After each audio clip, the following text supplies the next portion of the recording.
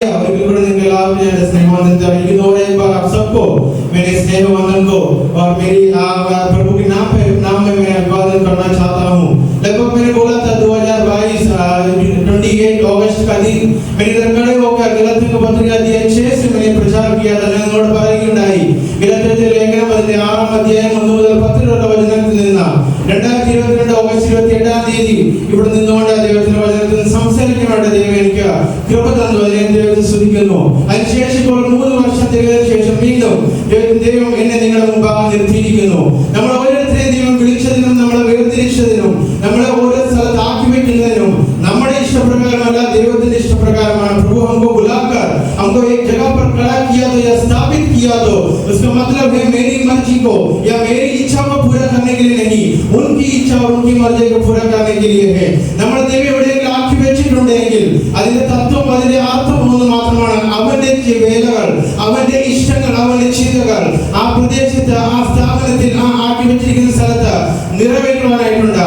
അതിനായിട്ട് അതിന് മുന്നോടിയായിട്ട് നമ്മുടെ ജീവിതത്തിൽ പല താഴ്ചകളും കഷ്ടങ്ങളും കടന്നു വന്നിരിക്കാം. ये काम करवाने के लिए हमारे जीवन में प्रभु ने बहुत कष्ट या नष्ट लेके आता है. ഇതിന്റെ അർത്ഥം അതിനെ നാം ആ കഷ്ടങ്ങൾ നഷ്ടങ്ങൾ നമ്മളെ തകർത്ത് കളയും എന്നുള്ളതല്ല. इसका मतलब ऐसा नहीं है हमारा सतावी हमारा कष्ट और नष्ट के बीच में मैं पूरा टूट जाता हूँ या नष्ट हो जाता हूँ करके नहीं, वहाँ मुझको तैयारी करने के लिए प्रभु ने सब बातें लेके आता है. അങ്ങനെ കഷ്ടത്തിന്റെ നഷ്ടത്തിന്റെ അനുഭവങ്ങൾ എന്റെ നിങ്ങളുടെ ജീവിതത്തിൽ വരുമ്പോൾ അതിന്റെ അർത്ഥം ഒന്ന് മാത്രമാണ്, ദൈവം നമ്മളെ പണിയുകയാണ്. അങ്ങനെ മറ്റുള്ളവരുടെ ജീവിതത്തിൽ ചില പണികൾ നമ്മളിലൂടെ ചെയ്തെടുക്കാൻ വേണ്ടി ആദ്യം ആ പണികൾ ദൈവം നമ്മുടെ ജീവിതത്തിൽ ചെയ്യുന്നു എന്നാണ്. എന്റെ ജീവിതത്തിലേക്ക് തിരിഞ്ഞു നോക്കിയാൽ ഈ 3 വർഷക്കാലം ദൈവത്തിന്റെ വേലയിലായിരിക്കാൻ ദൈവം സഹായിച്ചു. पीछे मुड़ के देखा तो 3 साल प्रभु की सेवा में होने के लिए बने रहने के लिए प्रभु ने अच्छा मौका दिया. ഞങ്ങൾ ഇന്ന് ഒരാളോട് സംസാരിക്കേണ്ടത് കഴിഞ്ഞ 3 വർഷക്കാലം പുറകോട്ട് തിരിഞ്ഞു നോക്കിയാൽ പല കഷ്ടത്തിന് നഷ്ടത്തിന് അനുഭവങ്ങൾ വന്നു. പക്ഷെ അതിന്റെ എല്ലാം നടുവിൽ ദൈവം തക്ക സമയത്ത് തന്റെ ദാസന്മാരെ തന്റെ വചനത്തെ അയച്ച ദൈവം നിലനിർത്തി. ഞാൻ ഒരിക്കലും പറഞ്ഞിട്ടില്ല എന്റെ ഇഷ്ടങ്ങൾ എന്റെ ഇച്ഛകൾ ദൈവം പൂർത്തിയാക്കി എന്നുള്ളതല്ല, എന്നെ നിലനിർത്തിയത് അവന്റെ ഇഷ്ടങ്ങൾ പൂർത്തിയാക്കാൻ വേണ്ടിയാണ്. ഇന്നത്തെ ചിന്താ വിഷയത്തിനായി ഒരു വചനം ഞാൻ നിങ്ങളുടെ മുമ്പാകെ വായിക്കാനായിട്ട് ആഗ്രഹിക്കുന്നു. आप लोग मेरे साथ बोलना गिनतियों का किताब अध्याय 11 उसका 23 वचन, नंबर्स चैप्टर 11 verse 23, സംഖ്യാ പുസ്തകം അതിന്റെ 11-ാം അധ്യായം 23-ാം വചനം. आर्टिकल मलयालम में शब्द वर्ती भाषा में नंदायरु आपके बीच में किसी ने इंग्लिश में खड़े होकर पढ़ना गिनती नंबर्स चैप्टर 11 verse 23 संख्या पुस्तकम അതിന്റെ 11-ാം അധ്യായം 23-ാം വചനം. യഹോവ മോശയോട് യഹോവയുടെ കൈ കുറുതായി പോയോ, എൻ്റെ വചനം നിവൃത്തിയാകുമോ ഇല്ലയോ എന്ന് നീ ഇപ്പോൾ കാണും എന്ന് കൽപ്പിച്ചു. അങ്ങനെ മോശ ചെന്ന് യഹോവയുടെ വചനങ്ങളെ आपके बीच में से किसी ने खड़े होकर अध्याय 11 का 23. And the Lord said to Moses, is the Lord's hand suited? And now you shall see whether my word will come true for you or not. Amen. Thank you. Hallelujah. Hallelujah. Hallelujah. നമ്മൾ പാടിയ പാട്ടിൽ ഒരു വരികളുണ്ട്, ജീവിതത്തിൽ മേടുകളിൽ വേഗനെന്ന് തോന്നിയപ്പോൾ ദൈവം ദൈവത്തിന്റെ വചനം അയച്ച ദൈവത്തിന്റെ ആലോചനകൾ അയച്ച് നമ്മളെ നിലനിർത്തി എന്ന അതിന്റെ അവസ്ഥയിലാണ് ഞാൻ ട്രാൻസ്ലേഷൻ വേണ്ടി ഒരാളെ തപ്പി നടത്തിയത്. പക്ഷെ ट्रांसलेशन आला किया मेरे ट्रांसलेशन के लिए किसी को ढूंढते हुए घूम रहा था. बाकी सब लोग के साथ खड़े होकर अनुवाद करने के लिए कोई तो होगा, मेरे साथ तो कोई नहीं है. बाकी എല്ലാവരുടെയും കൂട്ടത്തിൽ നിന്ന് ട്രാൻസ്ലേറ്റ് ചെയ്യുവാനായിട്ട് ഭാഷ മാറ്റി ഈ ഒരു സന്ദേശത്തെ എത്തിക്കാനായിട്ട് പലരും കൂട്ടത്തിലുണ്ട്. പക്ഷെ എന്റെ കൂട്ടത്തിൽ ആരുമില്ല. ഈ വചനം വായിക്കാനായിട്ടൊരു കാരണമുണ്ട്. ഏകദേശം 3 വർഷത്തിന് പുറകെ ഞാൻ ഇവിടെ കടന്നു വന്നപ്പോൾ ഞാൻ വിചാരിച്ചത് ഒരു ടീച്ചറായിട്ട് കടന്നു വരുമ്പോൾ അതിന് മുന്നോട്ടുള്ള പലരും നമുക്ക് വേണ്ടി നിന്ന് ബാക്കിയുള്ള എല്ലാ കാര്യങ്ങളും ചെയ്തു തരുന്നുള്ള വിശ്വാസം എന്റെ ജീവിതത്തിൽ ഉണ്ടായിരുന്നു. मैंने 3 साल से पहले जब इधर आया था उस समय मैंने सोचा मेरे सामने जो लीडर्स है उन लोग ये जो बातों मैंने मुझको करने के लिए बोलता है वहां मुझे अगुवाई करेगा. അങ്ങനെ പല സന്ദർഭങ്ങളിൽ കടന്നു വന്നപ്പോൾ ഞാൻ വിചാരിച്ചിട്ടുണ്ട് ആരെങ്കിലും കൂട്ടത്തിൽ കാണുമെന്ന്. പക്ഷെ ആ സമയത്തെല്ലാം എന്റെ അനുഭവങ്ങൾ എന്റെ ജീവിതത്തിൽ ദൈവം എന്നെ പഠിപ്പിച്ചത് ആരും കൂട്ടത്തിലില്ല, അയച്ചവൻ നിർത്തിയവൻ ഞാനാണെങ്കിൽ നിനക്കതൊറ്റയ്ക്ക് ചെയ്തെടുക്കാമെന്നാണ്. അതിന്റെ അർത്ഥം ഞാൻ പറയട്ടെ. इसका मतलब ये बताना चाहता हूं मैं भी बहुत बार सोचा प्रभु मेरे साथ कोई है तो इस सेवकाई में और कुछ समस्या मेरे जीवन में आने के समय कोई एक व्यक्ति मैं मेरे अनुभव से बता रहा हूं, मेरे साथ अभी तक प्रभु ने ऐसा किसी को भी नहीं भेजा था। अगर किसी को भेजा तो उनकी मर्जी के अनुसार उनकी समय पर भेजा था। അങ്ങനെ ഒരു അവസ്ഥ എന്റെ ജീവിതത്തിലുണ്ട്. കാരണം ദൈവം എന്നെയും നിങ്ങളെയും വിളിച്ച് ചില കാര്യങ്ങൾക്ക് വേണ്ടി വേർതിരിച്ചിട്ടുണ്ട് എങ്കിൽ നമുക്കറിയാം, ഗിദെയോനെ ദൈവം വിളിച്ചപ്പോൾ താൻ പേടിച്ച് വിറച്ചു നിന്ന സമയത്താണ് പരാക്രമശാലിയെ എന്ന പേരോടുകൂടെ ഗിദെയോനെ ദൈവം വിളിച്ചത്. ഇന്ന് നമ്മൾ വായിച്ച വചനഭാഗം സംഖ്യാപുസ്തകം 11:23 വചനം. ഇവിടെ മുഖ്യ വ്യക്തിയായിട്ട് നമുക്ക് കാണുവാൻ സാധിക്കുന്നത് മോശയാണ്. ഇവിടെ इस जो वचन में हम मुख्य व्यक्ति का रूप में मूसा को हम देख सकता है. മോശയുടെ ജീവിതത്തിലും താൻ വേലയിലായിരുന്നപ്പോൾ താൻ ദൈവത്തിന്റെ ചില പദ്ധതികൾ നിറവേറ്റിക്കൊണ്ടിരുന്നപ്പോൾ മോശയുടെ ജീവിതത്തിലും ഇങ്ങനത്തെ പല അനുഭവങ്ങൾ കടന്നു വന്നു. അപ്പോൾ ഒരു ലീഡർ എങ്ങനെയാകണം എന്നൊരു കാര്യം, ഇല്ലെങ്കിൽ ഒരു നേതാവ് एक अगुवा कैसे होना है करके मूसा के जीवन से मैं सीखा और हम सीख सकता है. ഞാൻ മോശയുടെ ജീവിതത്തിൽ നിന്ന് പഠിച്ചിട്ടുണ്ട്. നമുക്ക് ഒരുമിച്ച് ചേർന്ന് മോശയുടെ ജീവിതത്തിൽ കടന്നു വന്ന ചില ഘട്ടങ്ങളെ എടുക്കുക, അത് നമ്മുടെ ജീവിതമായിട്ടൊന്ന് താരതമ്യം ചെയ്ത് നോക്കാം.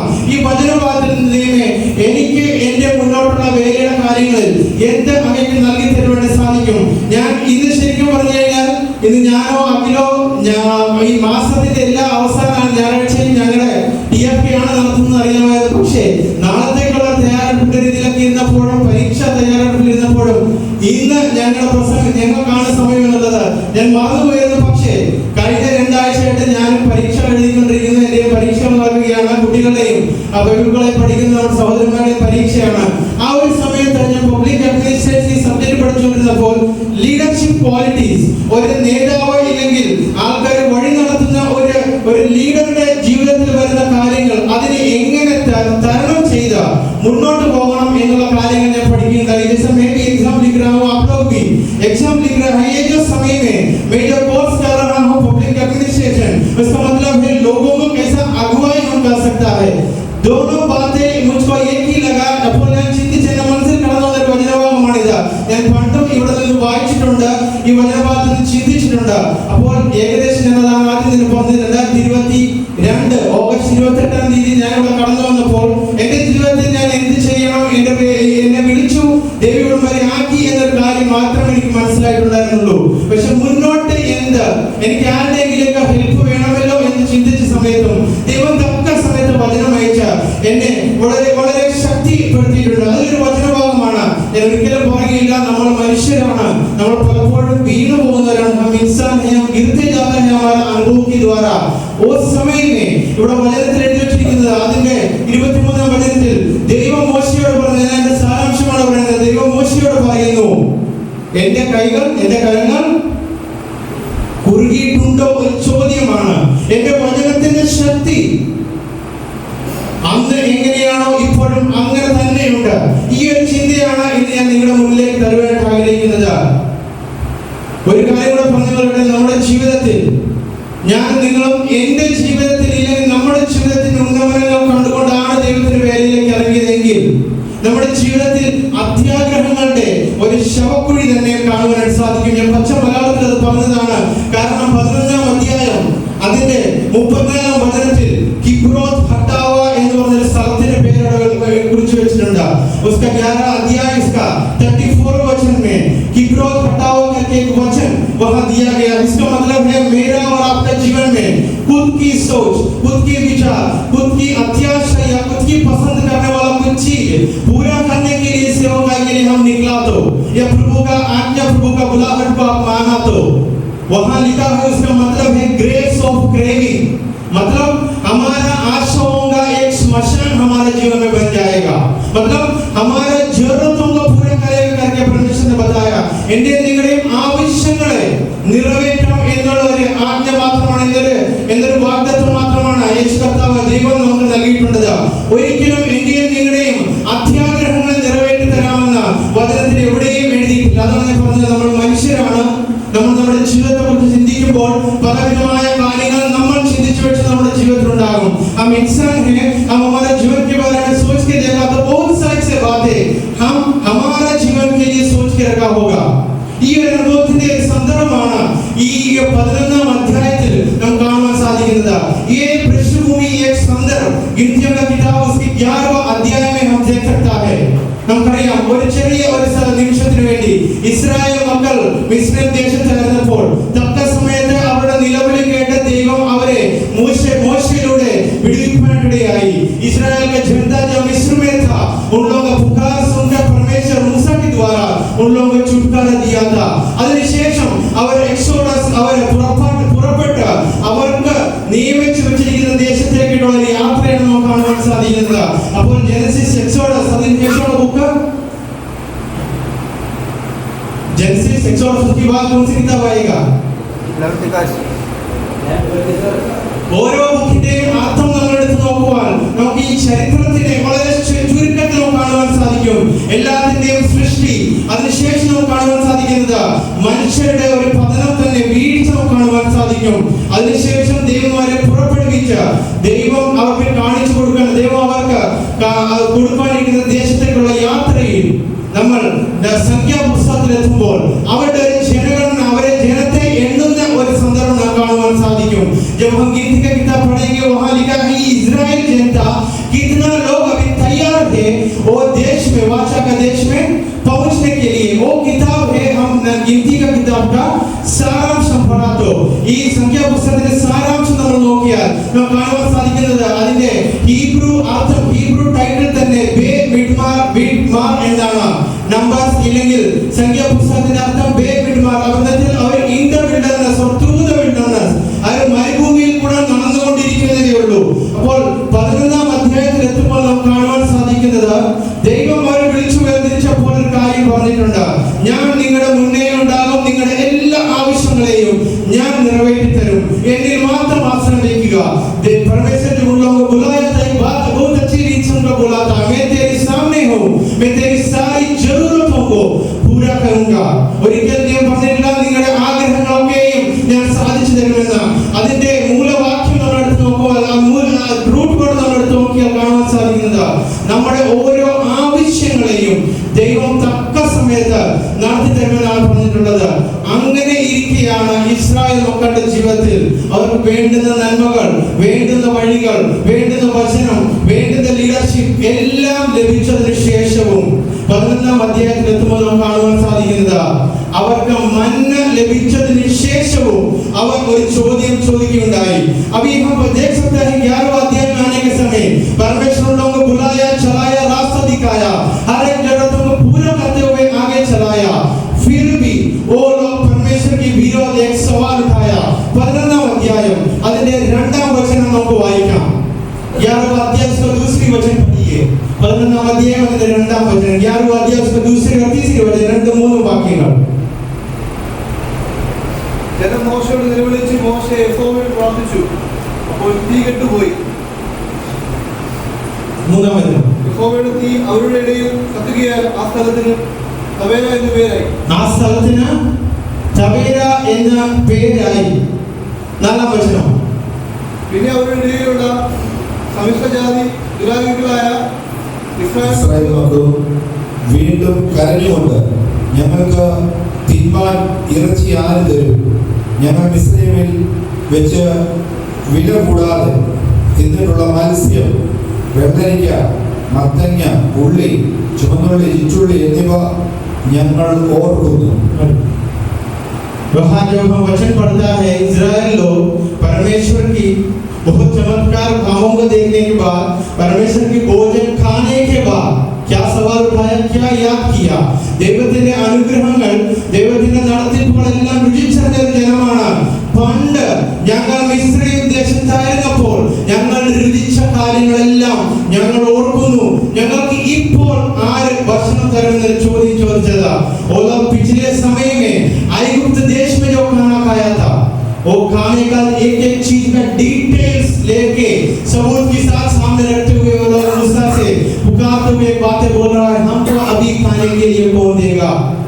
നമ്മുടെ ജീവിതത്തിൽ ചില സങ്കടങ്ങൾ, ചില കഷ്ടങ്ങൾ വരുമ്പോൾ, ചില ഉത്തരങ്ങൾ പറഞ്ഞിരിക്കുമ്പോൾ നമ്മൾ ചിലപ്പോൾ ചിന്തിച്ചു പോകുന്ന ചോദ്യമാണ്, പണ്ട് എന്റെ ജീവിതം ഇത്ര കഷ്ടം ഇല്ലായിരുന്നു, അന്ന് ഞാൻ ചെയ്ത കാര്യങ്ങൾ, അന്ന് എന്റെ ജീവിതത്തിൽ ഉണ്ടായിരുന്ന കാര്യങ്ങൾ എല്ലാം കണക്കോടെ നമ്മൾ ചിലപ്പോൾ ഇന്ന് ഓർക്കാറുണ്ട്. അതേ ഒരു അവസ്ഥയാണ് ഇവിടെ ഇസ്രായേൽ മക്കളും മോശയോട് പറയുന്നത്. അതിന്റെ 1 മുതൽ 4 വരെയുള്ള വചനങ്ങൾ कंप्लेनिंग इस्राएल, पहला अध्याय 11 का 1 से लेकर 4 तक मूसा से कंप्लेंट देने वाला एक इस्राएल जनता को हम देख सकता है. അവരുടെ ജീവിതത്തിൽ കുറവുണ്ടായിട്ടല്ല, അവരുടെ ആഗ്രഹങ്ങൾക്ക് ഒത്തവണ്ണം ചില കാര്യങ്ങൾ ലഭിച്ചില്ല. അപ്പോഴാണ് പറയുന്നത്, ഞങ്ങൾ പണ്ട് അവിടെ ആയിരുന്നപ്പോൾ മീനും വെള്ളരിക്കയും ഇതെല്ലാം ഞങ്ങൾ തിന്നിട്ടുണ്ടായിരുന്നു. പക്ഷെ ഒരു കാര്യം മറന്നുപോയി, ഫറവോന്റെ അടിമത്തത്തിൽ നിന്നുകൊണ്ടാണ് വല്ലപ്പോഴും കിട്ടിയാൽ മാത്രം കഴിച്ചുകൊണ്ടിരുന്ന കാര്യമാണ് എന്ന്. ഇപ്പോൾ ദൈവം വിളിച്ചു വേർതിരിച്ചതിന് ശേഷം എന്നും അവരുടെ ആവശ്യങ്ങൾ ദൈവം പൂർത്തിയാക്കി കൊടുക്കുന്നുണ്ട്. परमेश्वर का बुलाहट मिलने के बाद इन लोगों को हर दिन का हर एक जरूरत है परमेश्वर पूर्ति तो पूरा करके दे रहा है. ओ जनता परमेश्वर से क्या सवाल पूछा? ആ ജനം ദൈവത്തോട് ചോദിക്കുന്ന ചോദ്യമാണ്, ഞങ്ങൾക്ക് ഭക്ഷിപ്പാൻ ആർ തരും?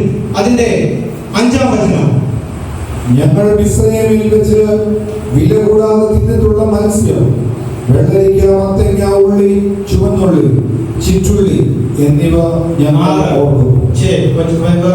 ഇപ്പോഴോ ഞങ്ങളുടെ പ്രാണൻ പൊരിഞ്ഞിരിക്കുന്നു, ഈ മന്ന അല്ലാതെ ഒന്നും കാണാനില്ല എന്ന് പറഞ്ഞു. അതാണ് ഞാൻ പറഞ്ഞത്, ഒരിക്കലും അവരുടെ ജീവിതത്തിൽ കുറവുകൾ വന്നിട്ടല്ല, അവരാകെ കാണുന്നത് ദൈവം അവർക്ക് നൽകി കൊടുക്കുന്ന മന്ന മാത്രമാണ്. उनमें जीवन में कमी आया, इसलिए सवाल पूछा गया परमेश्वर से, विरोध बात किया करके नहीं है. उन लोगों का पसंद के अनुसार, उन लोगों की इच्छा के अनुसार वहां काम नहीं हुआ. इसलिए अल्लाह बोला, हम तो अभी सिर्फ मन्ना ही देख पा रहा है. അതുകൊണ്ടാണ് പറഞ്ഞത്, ഞങ്ങൾ എന്ത് മാത്രം ഇപ്പോൾ കാണുന്നത്? ആകെ കാണുന്നത് ഈ മന്ന മാത്രമാണ്. ആ മന്നയുടെ ടേസ്റ്റ് എന്താന്ന് 7-ാം വചനത്തിൽ 7, 8, 9 വചനത്തിൽ എഴുതി വെച്ചിട്ടുണ്ട്. 7, 8, 9 वचन में ये मन्ना कितना टेस्टी है, कितना रुचि है करके वहां लिखे रखा है. अध्याय 11 का 7, 8 और 9, चैप्टर 11 verse 7, 8 और 9. മന്നയോ കൊത്തമ്പാലിന് പോലെ, അതിന്റെ നിറം ഗുരുവിന്റെ പോലെ ആയിരുന്നു. ജനം നടന്ന് പെറുക്കി തിരികല്ലിൽ പൊടിച്ചിട്ടോ ഉരുളിൽ ഇടിച്ചിട്ടോ കലത്തിൽ പുഴുങ്ങി അപ്പമുണ്ടാക്കും. അതിന്റെ രുചി എണ്ണ ചേർത്തുണ്ടാക്കിയ ദോശ പോലെ ആയിരുന്നു. वहाँ लिखा है, वो जो मन्ना परमेश्वर ने दिया कितना रुचि था, कितना टेस्टी स्वाद था करके वहाँ बहुत अच्छा से लिखा है. और എഴുതിയിരിക്കുന്നത് ഈ മന്ന അവർക്ക് ഭക്ഷിപ്പാൻ ദൈവം കൊടുത്ത ഭക്ഷണം എത്ര രുചിയേറിയത് എന്ന് അവിടെ വളരെ വ്യക്തമായിട്ട് മോശ എഴുതി വെച്ചിട്ടുണ്ട്. അതിനുശേഷമാണ് ഇതെല്ലാം ഉള്ളപ്പോഴാണ് അവർ ജീവിതത്തോട് ചോദ്യം ചെയ്യുന്നത്, ഞങ്ങൾക്ക് ഭക്ഷിപ്പാൻ ആര് തരും? ഈ ഒരു സന്ദർഭത്തിൽ അവരെ നയിച്ചുകൊണ്ടിരുന്ന മോശ ചെറുതായിട്ടല്ല വളരെ ദുഃഖിച്ചുകൊണ്ട് താൻ പതറിപ്പോകുന്ന അവസ്ഥയുണ്ടായി. ഈ ഒരു ജീവിതം, ഈ ഒരു അനുഭവം നമ്മുടെ ജീവിതത്തിൽ പലപ്പോഴും കടന്നു വന്നിട്ടുണ്ട്. എല്ലാം ഉണ്ടോ എന്ന് ചോദിച്ചാൽ ഉണ്ട്, പക്ഷെ ചിലതെല്ലാം ഇല്ല എന്ന് കണ്ടതിന് ശേഷം, ഇല്ലെങ്കിൽ ചിലതെല്ലാം ഇല്ല എന്ന് പലരും പറഞ്ഞതിന് ശേഷം നമ്മൾ ദുഃഖിച്ചു പോകുന്ന അവസ്ഥ എന്റെ നിങ്ങളുടെ ജീവിതത്തിൽ വരാറുണ്ട്. ऐसा वाला एक संदर्भ जैसा मूसा के जीवन में आया, सब कुछ है फिर भी लोग ने कुछ बोला या लोगों से कुछ सुना, इसलिए मूसा भी दुखित हो गया. അത് നമുക്ക് കാണുവാൻ സാധിക്കുന്നത് 11-ാം അധ്യായം 11-ാം വചനത്തിലാണ്. 11वां अध्याय का 11वां वचन पढ़ के देखिए. मूसा भी इन लोगों की बातें सुनकर दुख हो गया था, वो परमेश्वर से कुछ दुखित बातें करने लगा. हम पढ़ेंगे. അപ്പോൾ മോശ യഹോവയോട് പറഞ്ഞത്, നീ അടിയനെ വലച്ചതെന്ത്? നിനക്ക് എന്നോട് കൃപ തോന്നാതെ ഈ സർവ്വജനത്തിന്റെ ഭാരം എന്റെ മേൽ വെച്ചതെന്ത്? മുല കുടിക്കുന്ന കുഞ്ഞിനെ ഒരു ധാത്രി എടുക്കുന്നത് പോലെ നീ അവരുടെ പിതാക്കന്മാരോട് സത്യം ചെയ്ത ദേശത്തേക്ക് എന്റെ മാറത്തെടുത്തത് കൊണ്ട് പോകണമേ എന്ന് നീ കൽപ്പിപ്പാൻ. 11-12 വചനങ്ങൾ വായിക്കുമ്പോൾ മോശെ അവിടെ നേതാവായിട്ട് ലീഡറായിട്ട് നിൽക്കുന്ന മോസസ് എത്ര ദുഃഖിച്ചുകൊണ്ട്, എത്ര ഇറിറ്റേറ്റ് ആയിട്ടാണ് താൻ സംസാരിക്കുന്നത് ആ വചനത്തിൽ നിന്ന് വളരെ വ്യക്തമായിട്ട് കാണാൻ സാധിക്കുന്നത്. താൻ ചോദിക്കുന്നത്, ഈ കുഞ്ഞു കുട്ടികളെ കൊണ്ടുപോകുന്നത് പോലെ അങ്ങ് വാഗ്ദാനം ചെയ്ത ദേശത്തേക്ക് ഞാൻ ഇവരെ കൊണ്ടുപോകാൻ എന്റെ കയ്യിൽ ഏൽപ്പിച്ചത് എന്തിനാ? मूसा पूछता है, परमेश्वर ये बच्चों की समान मैंने इन लोगों को लेके जाना है, क्यों मेरे हाथों में दिया? മോശ ദൈവത്തോട് ചോദിക്കുന്ന ചോദ്യമാണ്, ഈ ശിശുക്കളെ പോലെ ഇവരെ എന്റെ കരങ്ങളിൽ ഏൽപ്പിച്ചത് എന്തിന്? ദൈവം ഉത്തരം അവിടെ കൊടുക്കുന്നില്ല. പക്ഷേ 14-ാം വചനം കൂടെ നമുക്ക് ചേർത്ത് വായിക്കാം. 14 പഠിക്കുക. ഏകനായി ഈ സർവ്വജനത്തെയും വഹിപ്പാൻ എന്നെ കൊണ്ട് കഴിയുന്നതല്ല, അത് എനിക്ക് അതിഭാരം ആകുന്നു. ഇങ്ങനെ എന്നോട് ചെയ്യുന്ന പക്ഷം ദൈവം വിചാരിച്ച് എന്നെ കൊന്നുകളയണമേ, എന്റെ അനിഷ്ടത ഞാൻ കാണരുത്. यहाँ देख सकता है मूसा ने बहुत दुख होकर, बहुत गुस्सा या नाराज होकर परमेश्वर से बोलता है, बात करता है, मुझे अब मार डालना ही अच्छा है. മോശ ദൈവത്തോട് പറയുന്നത്, എന്നെ ഇവിടെ കൊന്നുകളയുകയാണെങ്കിൽ അത് തന്നെ ഉത്തമം. കാരണം അത്രയും വലിയൊരു ഭാരമാണ്, അത്രയും വലിയൊരു പദ്ധതിയാണ് ദൈവം മോശയുടെ കരങ്ങളിലേക്ക് ഏൽപ്പിച്ചു കൊടുത്തത്. അപ്പോൾ നമ്മൾ ഒന്നാമത് പഠിച്ച കാര്യം, ഇസ്രായേൽ ജനത്തിന്റെ ജീവിതത്തിൽ നിന്ന് എല്ലാം ഉള്ളപ്പോൾ എനിക്ക് ഇല്ലെങ്കിൽ ഞാൻ ആഗ്രഹിച്ചത് കിട്ടിയില്ല എന്നുള്ള ഒരു കാര്യം കാരണം ദൈവത്തോട് മറുതലയ്ക്കുന്ന ഒരു ജനം. അതിന്റെ നടുവിൽ പലരും പലതും പറയുന്നത് കേട്ടുകൊണ്ട് ദുഃഖിച്ച് തളർന്നു പോകുന്ന ഒരു നേതാവായ മോസസ് നമുക്ക് കാണുവാൻ സാധിക്കും. പക്ഷേ അതിന്റെ താഴത്തേക്കുള്ള വചനം 16-ാം വചനം വായിക്കുമ്പോൾ ദൈവം മോശയോട് സംസാരിക്കുവാൻ തുടങ്ങി. തക്ക സമയത്ത് കൊടുക്കേണ്ട ഉത്തരം കൊടുക്കുവാനായിട്ട് തുടങ്ങി. जब हम उसके नीचे जो वचन पढ़ेंगे 16 से लेकर, परमेश्वर ने सही समय पर मूसा का उत्तर देना शुरू किया. 16-ാം വചനം. അപ്പോൾ യഹോവ മോശയോട് കൽപ്പിച്ചത്, ഇസ്രായേൽ മൂപ്പന്മാരിൽ വെച്ച് ജനത്തിന് പ്രമാണികളും മേൽവിചാരന്മാരും എന്ന് നീ അറിയുന്ന 70 പുരുഷന്മാരെ സമാഗമന കൂടാരത്തിന് അരികെ നിന്നോട് കൂടെ നിൽക്കേണ്ടതിന് എന്റെ അടുക്കൽ കൂട്ടിക്കൊണ്ടുവരിക. അവിടെ ഞാൻ ഇറങ്ങി വന്ന് നിന്നോട് അരുളി ചെയ്യും. ഞാൻ നിന്റെ മേലുള്ള ആത്മാവിൽ കുറെ എടുത്ത് അവരുടെ മേൽ പകരും. അപ്പോൾ മോശ വീണ്ടും പ്രാർത്ഥിക്കുന്നത്, ദൈവമേ, എനിക്ക് ഈ വേല തീർക്കുവാൻ, ഈ വേല തികയ്ക്കുവാനായിട്ട് അങ്ങ് എനിക്ക് ഏൽപ്പിച്ചിരിക്കുന്ന ഈ കർത്തവ്യം പൂർത്തീകരിക്കുവാനായിട്ട് എനിക്ക് സഹായത്തിന് ആൾക്കാരെ വേണം, ഇല്ല സഹായത്തിന് സഹായകന്മാരെ, ഇല്ല സഹായികളെ വേണമെന്ന് ഞാൻ പ്രാർത്ഥിച്ചു. मूसा ने प्रार्थना कर रहे, परमेश्वर ये काम को आगे चलाना है तो मुझको, मतलब मूसा ने प्रार्थना कर रहे हैं, मुझको अगुवा लोगों को चाहिए या सहकर्मी या मुझको मदद करने वाला लोगों को चाहिए. ദൈവം കൊടുത്ത ഉത്തരമോ നേരെ തിരിച്ചുള്ളതായിരുന്നു. ദൈവം പറഞ്ഞത്, നീ എനിക്ക് വേണ്ടി 70 പേരെ കൊണ്ടുവരിക. നിനക്ക് വേണ്ടി എന്നല്ല, നീ എനിക്ക് വേണ്ടി 70 പേരെ തിരഞ്ഞെടുക്കുക. मूसा को परमेश्वर ने उत्तर दिया, मेरे लिए, for me you have to select 70 people or 70 helpmen. So अब वहाँ वचनों को सिखाता है, मूसा का प्रार्थना था, परमेश्वर मुझको चाहिए. മോശ പ്രാർത്ഥിച്ച ദൈവമേ, ഈ വേല മുന്നോട്ട് പോകുവാൻ എന്നെ കൊണ്ട് കൊണ്ടുപോകാൻ സാധിക്കുന്നില്ല, പലവിധമായ കഷ്ടങ്ങൾ ഞാൻ അനുഭവിക്കുന്നു. അപ്പോൾ എനിക്ക് വേണ്ടി ആരെങ്കിലും ഒരുക്കി തരണമേ. അപ്പോഴാണ് ദൈവം പ്രാർത്ഥനയ്ക്ക് ഉത്തരം കൊടുത്തപ്പോൾ പറഞ്ഞത്, നീ എനിക്ക് വേണ്ടി, നിനക്ക് വേണ്ടിയല്ല. അവനൊന്നുകൂടെ വായിക്കാം. 16-17. അപ്പോൾ യഹോവ മോശയോട് കൽപ്പിച്ചത്, ഇസ്രായേൽ മൂപ്പന്മാരിൽ വെച്ച് ജനത്തിന് പ്രമാണികളും മേൽവിചാരന്മാരും എന്ന് നീ അറിയുന്ന 70 പുരുഷന്മാരെ സമാഗമന കൂടാരത്തിന് അരികെ നിന്നോട് കൂടെ നിൽക്കേണ്ടതിന് എന്റെ അടുക്കൽ കൂട്ടിക്കൊണ്ടുവരിക. അവിടെ ഞാൻ ഇറങ്ങി വന്ന് നിന്നോട് അരുളി ചെയ്യും.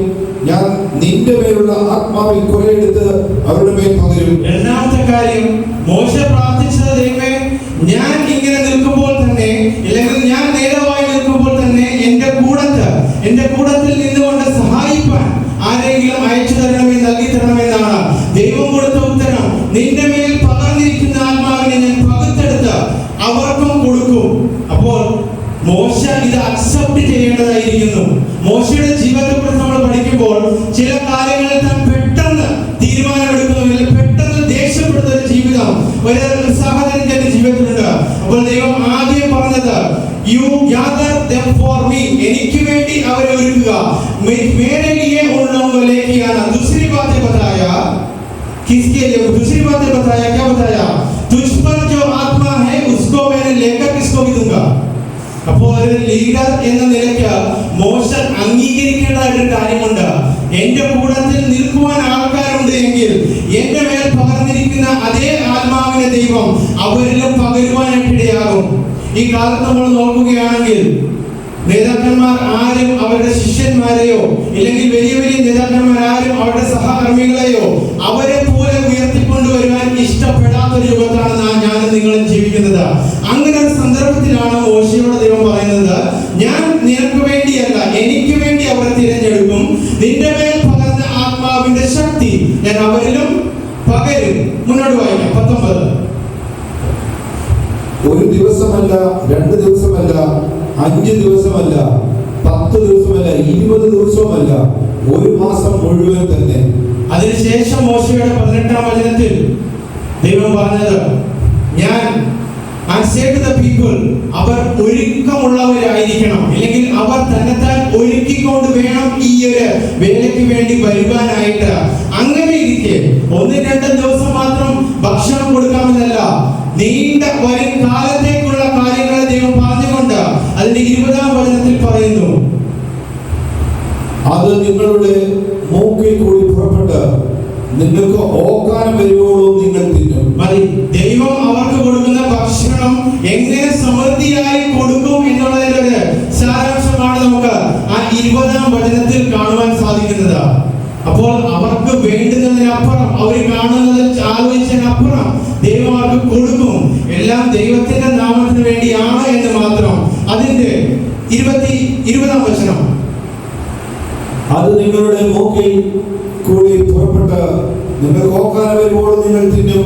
നിങ്ങളുടെ ഇടയിലുള്ള യഹോവയെ നിങ്ങൾ നിരസിക്കുകയും ഞങ്ങൾ മിസ്രയീമിൽ വെച്ച് എന്തിന് പുറപ്പെട്ടു പോകുന്നു എന്ന് പറഞ്ഞ് ദൈവത്തോട് അവന് ചോദിച്ച ചോദ്യം ദൈവമോട് വളരെ വ്യക്തമായിട്ട് അവരെ തന്നെ ഓർപ്പിക്കുന്ന ഒരു വചനമാണത്. ഞങ്ങൾ എന്തിന് മിസ്രയീം ദേശത്ത് നിന്ന് പുറപ്പെട്ടു? ഈ മരുഭൂമിയിൽ കഷ്ടം അനുഭവിക്കാനോ, ഇല്ലെങ്കിൽ കാണുവാൻ ഞങ്ങൾ കണ്ടിട്ട് പോലും ഇല്ലാത്ത, ദൈവം പറഞ്ഞിട്ട് മാത്രമുള്ള ദേശത്തേക്ക് കൊണ്ടുപോകാം എന്നുള്ള ഒരു വാക്കിന് വേണ്ടി മാത്രമോ? वहां वो लोग क्या सवाल परमेश्वर से पूछा था, क्यों हमको मिस्र से लेके आया? परमेश्वर उन लोगों को मूसा के द्वारा याद दिलाया. 22-ാം വചനം, അവർക്ക് മതിയാവണ്ണം ആടുകളെയും മാടുകളെയും അവർക്ക് വേണ്ടി അറുക്കുമോ? ഈ ചോദ്യം മോശെ ദൈവത്തിനോട് ചോദിച്ച ചോദ്യമാണ്. അതാണ് ഞാൻ പറഞ്ഞത്, മോശെ ഇപ്പോൾ പകച്ചു നിൽക്കുകയാണ്.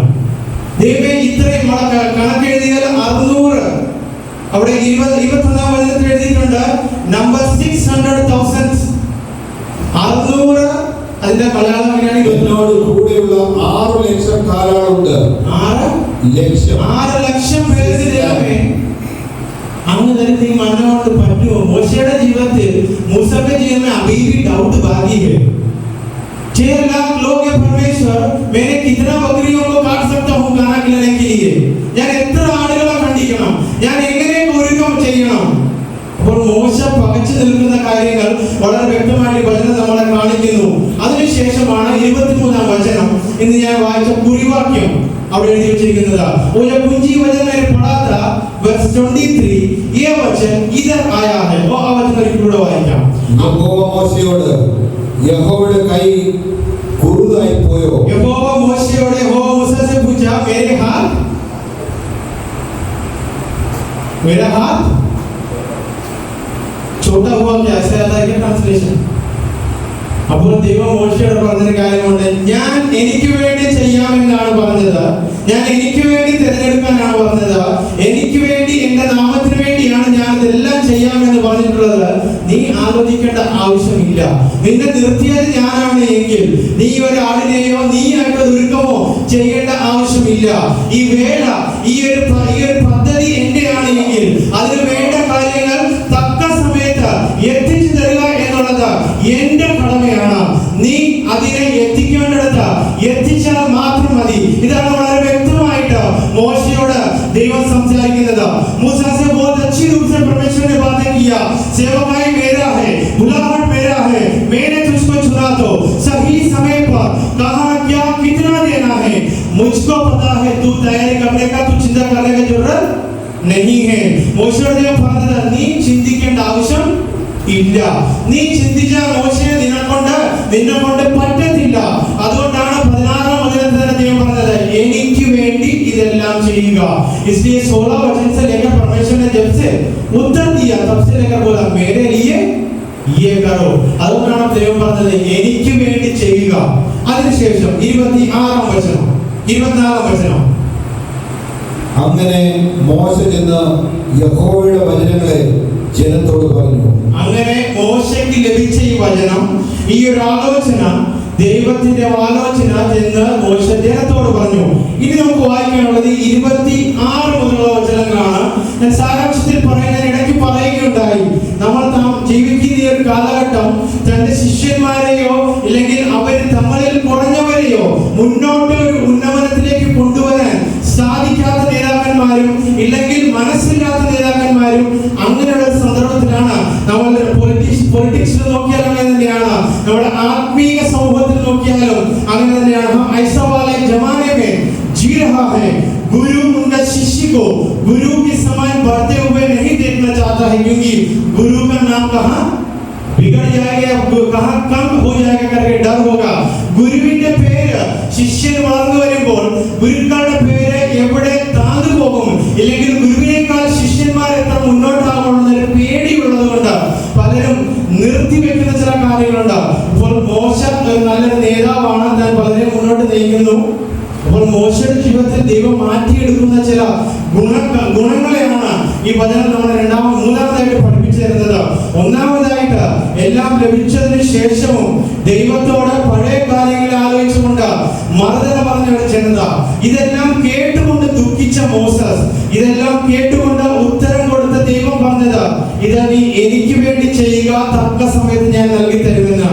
അതിനുശേഷമാണ് മോശയുടെ ദൈവം പറഞ്ഞത്, നീ ആലോചിക്കേണ്ടതായോ നീ ചിന്തിക്കേണ്ടതായോ ആവശ്യമൊന്നുമില്ല, തക്ക സമയത്ത് ഞാൻ നിനക്ക് വേണ്ടുന്നത് ഈ പദ്ധതിയെ അതിന്റെ പൂർത്തിയിൽ എത്തിക്കുവാൻ വേണ്ടിയുള്ളതെല്ലാം ഞാൻ നിങ്ങൾക്ക് ഇല്ലെങ്കിൽ നിനക്ക് നൽകി തരുമെന്നുള്ളത്. അതിനുശേഷം രണ്ടാമതായിട്ട് ഒരു പ്രാവശ്യം കൂടെ ദൈവം പറഞ്ഞു. 26 വചനം, 25-26. എന്നാൽ ആ പുരുഷന്മാരിൽ 2 പേർ പാളയത്തിൽ തന്നെ താമസിച്ചിരുന്നു. 24 മുതൽ വായിക്കാം. അങ്ങനെ മോശ ചെന്ന് യഹോവയുടെ വചനങ്ങളെ ജനത്തോട് പറഞ്ഞു. ജനത്തിന്റെ മൂപ്പന്മാർ 70 പേർ പുരുഷന്മാരെ കൂട്ടി കൂടാരത്തിന്റെ ചുറ്റിലും നിർത്തി. എന്നാൽ യഹോവ ഒരു മേഘത്തിൽ ഇറങ്ങി അവനോട് അരുളി ചെയ്തത്, അവന്റെ മേലുള്ള ആത്മാവിൽ കുറെ എടുത്ത് മൂപ്പന്മാരായ ആ 70 പുരുഷന്മാർക്ക് കൊടുത്തു. ആത്മാവ് അവരുടെ മേൽ ആവശ്യപ്പോൾ അവർ പ്രവചിച്ചു. പിന്നെ അങ്ങനെ ചെയ്തിരുതാനും. എന്നാൽ ആ പുരുഷന്മാർ 2 പേർ പാളയത്തിൽ തന്നെ താമസിച്ചിരുന്നു. ഒരുത്തന് എൽദാദെന്നും മറ്റവന് മോദാദെന്നും പേർ. ആത്മാവ് അവരുടെ മേൽ ആവർത്തിച്ചു. അവരും എഴുതിയവരിൽ ഉള്ളവരായിരുന്നു, എങ്കിലും കൂടാരത്തിലേക്ക് ചെന്നിരുന്നില്ല. അവർ പാളയത്തിൽ വെച്ച് പ്രവചിച്ചു. आमीन आमीन. ये जो वचन हमने अभी पढ़ा, मूसा को पहले परमेश्वर ने बोला था कितना लोगों को इकट्ठा करने के लिए, 70 एल्डर्स को इकट्ठा करने के लिए बोला. 70 പേരെ തിരഞ്ഞെടുക്കുവാനായിട്ട് ദൈവം പറഞ്ഞായിരുന്നു. അപ്പോൾ അതിന്റെ 24 വചനത്തിൽ താൻ ആ കാര്യം ചെയ്യുകയാണ്. അപ്പോൾ 70 പേരെ തിരഞ്ഞെടുത്തു, 2 പേരെ തിരഞ്ഞെടുക്കാത്തതായിട്ട് അവർ പുറത്തുണ്ടായിരുന്നു. അവരുടെ പേര് എൽദാദ്, മെദാദ്. എൽദാദ് എന്ന പേരിന്റെ അർത്ഥം ദൈവത്താൽ സ്നേഹിക്കപ്പെട്ടവൻ എന്നാണ്. മെദാദ് എന്ന പേരിന്റെ അർത്ഥം प्रियപ്പെട്ടവൻ എന്നാണ്. एल्दाद करके मतलब नाम का अर्थ है परमेश्वर से ज्यादा प्यार मिला है इनको, या परमेश्वर का प्रिय व्यक्ति, या मेदाद करके शब्द का अर्थ है प्रिय व्यक्ति. मतलब ये 2 लोग, ये 70 लोगों के बीच में गिनती में नहीं था. അപ്പോൾ ഇപ്പോൾ നമ്മൾ വായിച്ചുള്ള കാര്യം 16 വചനത്തിൽ ദൈവം പറഞ്ഞത് 70 പേര് നീ എനിക്ക് വേണ്ടി തിരഞ്ഞെടുക്കുക. 24 വചനത്തിൽ മോശ 70 പേര് അവിടെ ദൈവത്തിന് വേണ്ടി തിരഞ്ഞെടുത്തപ്പോൾ ദൈവം പറഞ്ഞ പോലെ തന്നെ മോശയ്ക്ക് കൊടുത്ത അതേ ആത്മാവിനെ അവർക്കും കൊടുത്തു. അവർ കൂടാരത്തിലായിരുന്നു, അവർ പ്രവചിച്ചുകൊണ്ടിരുന്നു, പക്ഷേ അവർ ഈ കാര്യം മുന്നോട്ട് ചെയ്തില്ല. അങ്ങനെ ഇരിക്കെ ആ കൂടാരത്തിന്റെ വെളിയിലുള്ള 2 പേരുടെ പേര് അവിടെ നമുക്ക് കാണുവാൻ സാധിക്കും. മോശയോ അവിടെയുള്ള എൽഡേഴ്സോ മൂപ്പന്മാരോ വിചാരിക്കുന്നത് പോലെയല്ല ഇപ്പോൾ കാര്യങ്ങൾ നടക്കുന്നത്. ദൈവം നിരച്ചു വെച്ചിരിക്കുന്നത്, ദൈവം നിർത്തുവാൻ വേണ്ടി നേരത്തെ നിരച്ചു വെച്ചിരിക്കുന്നവരെ തക്ക സമയത്ത് ദൈവം എടുത്ത് ഉപയോഗിക്കും. ആ വചനത്തിൽ നമുക്ക് അവിടെ കാണുവാൻ സാധിക്കും. परमेश्वर मूसा या वहाँ जितना लोग था वो लोग सोचा होगा ये 70 लोगों में से किसी ने हमें मदद करेगा, नहीं कर पाया. सिर्फ 2 लोग जो 70 लोगों में नहीं था, वो लोगों को परमेश्वर चुना था. ഇവിടെ കാണുവാൻ സാധിക്കുന്നത് മോശ വിചാരിച്ചു കാണും 70 പേര് ഇപ്പോൾ ഉണ്ട്, ഈ 70 പേരാൽ എല്ലാം നന്നായിട്ട് മുന്നോട്ട് പോകുമെന്ന്. പക്ഷേ അവർക്ക് ആ പ്രവൃത്തി, ആ വേല മുന്നോട്ട് കൊണ്ടുപോകാനായിട്ട് സാധിച്ചില്ല. പക്ഷേ രണ്ടുപേരുടെ പേര് അവിടെ എടുത്തു പറയുന്നു, ഇവര് അവർക്ക് ലഭിച്ച ആ ഒരു പ്രവൃത്തിയെ മുന്നോട്ട് നയിക്കുന്നവരായും നാം കാണുവാൻ സാധിക്കുന്നു.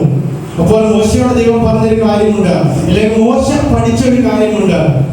ഇവർ രണ്ടുപേരും പ്രവചിച്ചുകൊണ്ടിരുന്നപ്പോൾ മോശയുടെ ഏറ്റവും അരുമ ശിഷ്യനായ ഒരു വ്യക്തി ജോഷുവ കടന്നു വന്നിട്ട് മോശയോട് പറഞ്ഞൊരു കാര്യമുണ്ട്. എന്തുവാണ് പറഞ്ഞത്? അതിന്റെ 27-ാം വചനത്തിൽ ജോഷുവ ഓടി വന്നിട്ട് മോശയുടെ കാര്യം പറഞ്ഞു. जोशुआ ने बात कराकर मूसा ने कहा, एक बात बताया, देखो देखो वो दोनों जो हमारा झुंड में नहीं था, और लोग वहां सेवकाई या भविष्यवाणी करना शुरू किया, अब उसको क्या करना है? ജോഷു ഓടി വന്നിട്ട് പറഞ്ഞു, നോക്കൂ, അവർ രണ്ടുപേരും എണ്ണത്തിലില്ലാത്തവർ അവിടെ ചിലതൊക്കെ ചെയ്യുന്നു, അവരെ നമ്മൾ പെട്ടെന്ന് നിർത്തണം. പക്ഷെ മോശ കൊടുത്ത ഉത്തരം വളരെ വ്യക്തമായിട്ട് ദൈവത്തിൽ നിന്ന് പഠിച്ചിട്ടുള്ള ഒരു ഉത്തരമാണ്. ആ ഉത്തരം നമുക്ക് വായിക്കാം. 28.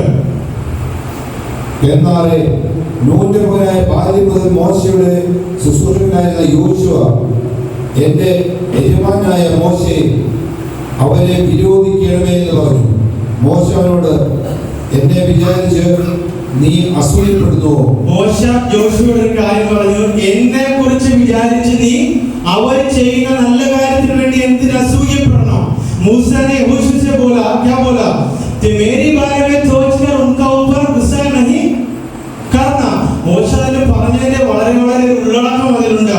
മോശയ്ക്ക് വളരെ വ്യക്തമായിട്ടൊരു കാര്യം മനസ്സിലായി. ഞാൻ ഈ ചെയ്യുന്നതെല്ലാം, ഇല്ലെങ്കിൽ ഞാൻ ഈ ആയിരിക്കുന്നത് ഏറ്റെടുത്ത കാര്യങ്ങളെല്ലാം എന്റെ പേരിന് വേണ്ടി, എന്റെ പേര് നിലനിർത്തുവാൻ വേണ്ടി അല്ല. അതുകൊണ്ടാണ് യഹോശുവോട് പറഞ്ഞത്, ജോഷുവോട് പറഞ്ഞത്, എന്റെ പേരോർത്ത് നീ അവരുടെ മേലിൽ അസൂയപ്പെടേണ്ട ആവശ്യമില്ല. അവരിൽ വന്നവരെല്ലാവരും ഈ വേല ചെയ്യുന്നവരാണോ? അല്ല. എന്നാൽ ചെയ്യുന്നവർ ചെയ്യട്ടെ എന്നുള്ളൊരു ഉത്തരമാണ് മോശ ജോഷുവോട് പറഞ്ഞത്. मूसा ने बोला, बुलाए हुए सभी लोगों में से सब लोग ये सेवकाई नहीं कर पाया, लगभग 2 लोग किया, तो नाराज मत होना, उनको करने देना, क्योंकि मूसा को पता था मैं जो कर रहा हूँ, जो सेवकाई के लिए बुलाहट लेके मैं आया हूँ, मेरी इच्छा को पूरा करने के नहीं, मेरी नाम बढ़ाने के लिए बिल्कुल नहीं. മോശയ്ക്ക് വളരെ വ്യക്തമായിട്ട് അറിയാം, എന്റെ പേരിന്റെ ഉയർച്ചയ്ക്ക് വേണ്ടിയോ, എന്റെ ഞാനൊരു വലിയ ആളാകാൻ വേണ്ടിയോ, ഞാൻ ഫേമസ് ആകാൻ വേണ്ടിയോ അല്ല ഈ പദ്ധതികളെല്ലാം ദൈവം എന്നെ കൊണ്ട് ചെയ്യിപ്പിച്ചെടുക്കുന്നത്. ഈ പദ്ധതിയെ മുന്നോട്ട് പോകുവാനായിട്ട് ദൈവത്തിന്റെ ഇഷ്ടപ്രകാരമാണ്. അതാണ് ഞാൻ പറഞ്ഞത്. ദൈവത്തിന്റെ വേലയിലേക്ക് ഇറങ്ങുമ്പോൾ നമ്മുടേതായ ഇഷ്ടങ്ങൾ, നമ്മുടേതായ അത്യാഗ്രഹങ്ങൾ നമ്മുടെ ജീവിതത്തിൽ ഉണ്ടായാൽ, ആ ഇസ്രായേൽ ജനതയുടെ ജീവിതത്തിൽ ഉണ്ടായ പോലെ ഉണ്ടായാൽ, അത്യാഗ്രഹങ്ങളുടെ തന്നെ ഒരു ശവക്കുഴി, ഇല്ലെങ്കിൽ ഒരു ശവക്കല്ലർ നമ്മുടെ ജീവിതത്തിൽ നമ്മൾ തന്നെ പണിതെടുക്കുന്നവരായിരിക്കും. ആ വിചാരങ്ങൾ പലപ്പോഴും നമ്മുടെ വിശ്വാസത്തിൽ വീഴ്ത്തുന്നവരായി തീരും. അതാണ് ഇസ്രായേൽ മക്കൾക്ക് പറ്റിയത്. അവർക്ക് ഇപ്പോഴും പണ്ട് കഴിച്ച ഭക്ഷണത്തെയാണ് ചില സന്ദർഭങ്ങളിൽ ഓർമ്മ വരുന്നത്.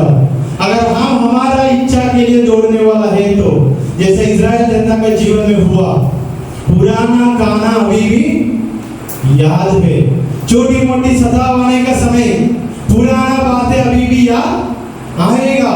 हम क्यों विश्वास में निकला, मैं क्यों ये सेवकाई में निकला, मेरा पुराना जिंदगी इससे खुशी था. ഞാൻ എന്തിനെ ഈ വിളി ഏറ്റെടുത്തു, ഞാൻ എന്തിനെ ഈ വഴി തിരഞ്ഞെടുത്തു? എന്റെ പണ്ടത്തെ ജീവിതത്തിൽ ഇങ്ങനത്തെ കരച്ചിലിന്റെ അവസ്ഥ ഇല്ലായിരുന്നല്ലോ ദൈവമേ. നമ്മൾ ചോദിച്ചു പോകുന്ന ചോദ്യമാണ്. ചിലപ്പോൾ അന്ന് അനുഭവിച്ച ചില സന്തോഷത്തിന്റെ അനുഭവങ്ങൾ നമ്മൾ വീണ്ടും അതിന്റെ മലയാളത്തിൽ പറയുകയാണെങ്കിൽ നമ്മൾ വീണ്ടും നമ്മളത് വീണ്ടും ഓർത്തെടുക്കുവാനായിട്ട് സാധിക്കും, ഓർത്തെടുക്കുന്നവരായി മാറും. അപ്പോൾ ഇവിടെ വചനം നമ്മളെ ചൂണ്ടിക്കാണിക്കുന്ന 5ാമത്തെ കാര്യം എന്താണെന്ന് വെച്ചാൽ, ദൈവം എന്നെയും നിങ്ങളെയും കൊണ്ട് ചില പ്രവർത്തികൾ ചെയ്തെടുക്കുമ്പോൾ അതിന് മുന്നോടിയായി നിൽക്കുന്നവരും അതിന് ദൈവമായിട്ട് തിരഞ്ഞെടുക്കുന്നവരും തക്ക സമയത്ത് നമ്മോട് കൂടെ ചേർന്ന് നിർത്തുന്നവൻ ദൈവമാണ്. ഒരിക്കലും നമുക്ക് നിർത്തുവാനായിട്ട് സാധിക്കുകയില്ല എന്നുള്ളതാണ്.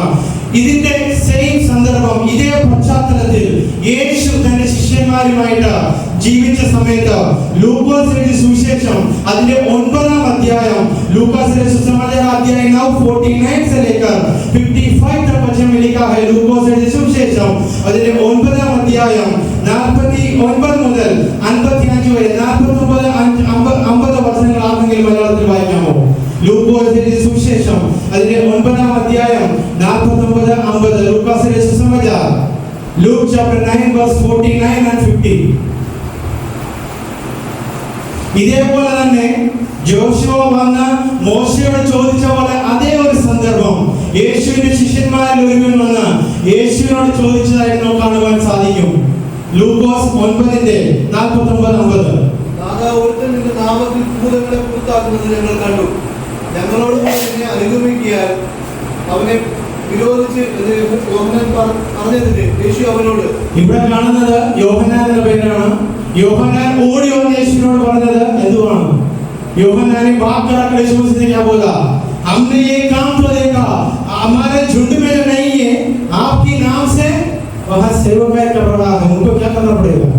യേശു കൊടുത്ത ഉത്തരവും മോശ കൊടുത്ത ഉത്തരവും ഒന്ന് തന്നെയാണ്. യേശു കൊടുത്ത ഉത്തരം 51. യേശു അവനോട് യേശു മസീഹ് उनको बोला നിരോധിക്കരുത്. നിങ്ങൾക്ക് പ്രതികൂലമല്ലല്ലോ, പ്രതികൂലമല്ലാത്തവൻ നിങ്ങൾക്ക് അനുകൂലമല്ലല്ലോ എന്ന് പറഞ്ഞു. നിങ്ങൾക്ക് അവന്റെ വേല കൊണ്ട് അല്ലെങ്കിൽ അവൻ ചെയ്യുന്ന കാര്യങ്ങൾ കൊണ്ട് ഒരിക്കലും ഒരു ബുദ്ധിമുട്ടുമില്ല. അപ്പോൾ അതിന്റെ പശ്ചാത്തലം ഇതാണ്.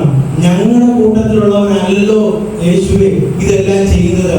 ഞങ്ങൾ 12 പേര് അങ്ങയുടെ പുറകെ നടക്കുന്നു. हम 12 लोग आपके पीछे ही था, हम नहीं किया यीशु मसीह, कौन किया ये बातें? और किसी ने किया? मूसा ने जैसे यहोशू को उत्तर बोला, यीशु मसीह ने बोला उसको रोकना मत, ये सेवकाई से और उनकी कामों से तुझको कोई हानि नहीं होगा. അപ്പോൾ ഇത് ചിന്തിച്ച് വചനഭാഗങ്ങൾ പഴയ നിയമത്തിൽ നിന്ന് നമ്മൾ അങ്ങനെ തന്നെ അതിന്റെ സന്ദർഭത്തെ എടുത്ത് ലൂക്കോസിന്റെ സുവിശേഷം 9-ാം അധ്യായത്തിലേക്ക് വായിക്കുമ്പോൾ നമ്മൾ പഠിച്ച 5 അല്ലെങ്കിൽ 7 കാര്യങ്ങളുണ്ട്.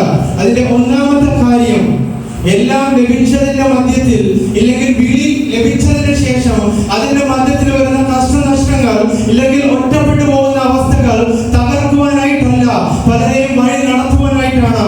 ഈ ഒരു ജീവിതത്തിൽ പലരും പറയുന്ന കാര്യങ്ങൾ കേട്ട് വിഷമിച്ചു പോകുന്നവനായിട്ടല്ല, ദൈവം പറയുന്ന കാര്യങ്ങൾ ശ്രമിച്ചുകൊണ്ട് കേട്ടുകൊണ്ട് ബലപ്പെട്ട മറ്റുള്ളവരെ ബലപ്പെടുത്തുന്നവരായിട്ടാണ് നമ്മൾ തീരേണ്ടത്. पहली जो बिंदु ने हमने जो सीखा, हमको जो बुलाया, उनकी बात मानकर हम छोटी मोटी मुसीबत के बीच में सामर्थ पाकर आगे चलने के लिए है, लोगों को आगे चलाने के लिए है. മൂന്നാമത്തെ കാര്യം, ഞാൻ പ്രാർത്ഥിച്ചതിന്റെ ഉത്തരം അങ്ങനെ തന്നെ ലഭിക്കണമെന്നുള്ള ഒരു കാര്യമല്ല. ഞാൻ പ്രാർത്ഥിച്ചത് ദൈവത്തിന്റെ വേലയ്ക്ക് വേണ്ടിയാണ് എങ്കിൽ അത് നിവർത്തിക്കുമ്പോൾ അത് നിവർത്തീകരിക്കുവാനായിട്ട് കൂടെ നിൽക്കുവാനായിട്ടാണ് എന്നെ നിങ്ങളെ വിളിച്ചിട്ടുള്ളത്. अगर परमेश्वर आपकी सेवकाई में बुलाया तो आपकी मर्जी के अनुसार कुछ चीजों के लिए प्रार्थना करने के लिए नहीं, परमेश्वर की सेवा की पूर्ति करने के लिए हमारा प्रार्थना होना है. നാലാമത്തെ കാര്യം നമ്മൾ പഠിച്ചതാണ്, ഒരിക്കലും നമ്മൾ ദൈവത്തിന്റെ ശക്തിയെ കുറച്ച് കാണരുത്, ഇല്ലെങ്കിൽ ഞാൻ തയ്യാറാക്കിക്കോളാം എന്നുള്ള ചിന്ത നമ്മുടെ ജീവിതത്തിൽ വരരുത്. चौथा बात हमने जो सीखा, मैं तैयार करूं या मैं खुद करूं करके सोच कभी भी नहीं आना.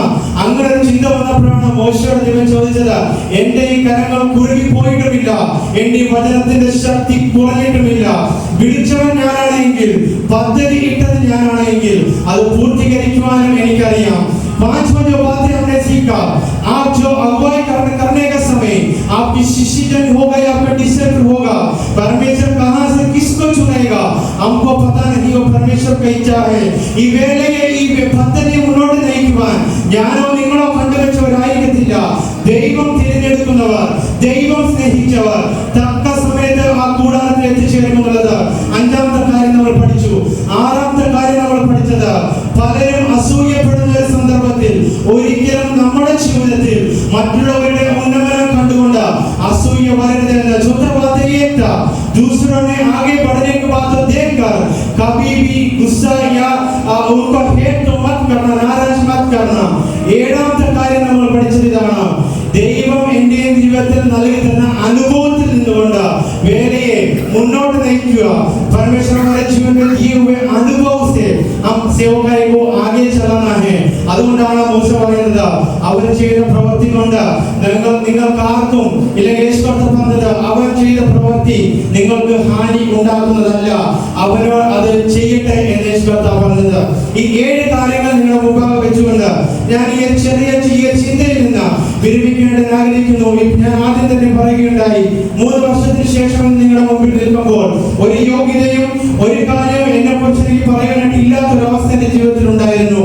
ഒരു ആശയും ഒരു പ്രത്യാശയില്ലാത്തൊരു സമയത്താണ് ദൈവം വിളിച്ച് വേർതിരിച്ചത്. ഇത് ഞാൻ തന്നെ ചെയ്യുന്നു ഇല്ലെങ്കിൽ ഞാനാണോ ചെയ്തത് എന്ന് എനിക്ക് തോന്നിപ്പോയ അവസ്ഥകൾ എന്റെ ജീവിതത്തിലുണ്ട്. ആ മോശയുടെ ജീവിതത്തിൽ ദൈവം പഠിപ്പിച്ചതുപോലെ എന്റെയോ നമ്മുടെ ആരുടെയോ പേരിനോ ഉന്നമനത്തിനോ വേണ്ടിയല്ല, ദൈവത്തിന്റെ പദ്ധതി 50 വർഷം ഇല്ലെങ്കിൽ മോശയുടെ ജീവിതത്തിൽ 40 ഇല്ലെങ്കിൽ 180 വർഷത്തിന് മുന്നേ മോശയെ ദൈവം കണ്ടിട്ടുണ്ട് എങ്കിൽ ആ പദ്ധതി പൂർത്തീകരിക്കുവാനായിട്ടാണ് ദൈവം വിളിച്ചത്. അതുകൊണ്ടാണ് 40 വർഷക്കാലം താൻ തന്റെ ആ രാജകീയ കൊട്ടാരൻ ജീവിതത്തിലുള്ള എല്ലാ ആശകളെയും മരിപ്പിച്ചുകൊണ്ട് 40 വർഷം ഒരു കഷ്ടതയുടെ അവസ്ഥ ദൈവം മോശയുടെ ജീവിതത്തിൽ കൊടുത്തത്. ദൈവം മോശയെ പഠിപ്പിച്ച ഒരു കാര്യമുണ്ട്, വിളിച്ചവൻ ഞാനാണെങ്കിൽ, നിന്നെ വേർതിരിച്ചവൻ ഞാനാണെങ്കിൽ നിന്റെ ഇഷ്ടപ്രകാരമല്ല എന്റെ इष्टप्रकार नी नाकेंडवनावुनु मैं इस सारा बताते हुए समाप्त करना चाहता हूं। उसके बाद आगे सर आगे आकर प्रार्थना करेगा। आगे मुन्नट वना प्रार्थിച്ച ഈ ചിന്ത അവസാനിപ്പിക്കുന്നതായിരിക്കും। अगर परमेश्वर ने मुझको और आपको बुलाया तो कभी भी ये मत सोचना आपके नाम की बढ़ोतरी के लिए, आपके परिवार की बढ़ोतरी के लिए या हमारा नाम को फेमस करने के लिए बिल्कुल नहीं। परमेश्वर की सेवा को कहां